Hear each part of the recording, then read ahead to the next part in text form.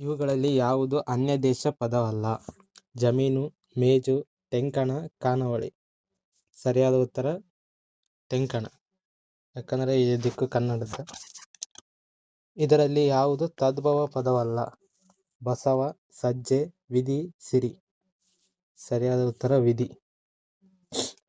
ವರ್ತಮಾನ ಕಾಲ ಸೂಚಕ ಪ್ರತ್ಯಯವನ್ನು ಗುರುತಿಸಿ. ವ ಅಂದ್ರೆ ಭವಿಷ್ಯತ್ ಕಾಲ, ದ ಭೂತಕಾಲ, ಉತ್ತ ವರ್ತಮಾನ ಕಾಲ. ಗಾಂಧೀಜಿಯವರು ಜನಿಸಿದ ವರ್ಷವನ್ನು ಕನ್ನಡ ಅಂಕಿಗಳಲ್ಲಿ ಹೀಗೆ ಬರೆಯುತ್ತಾರೆ.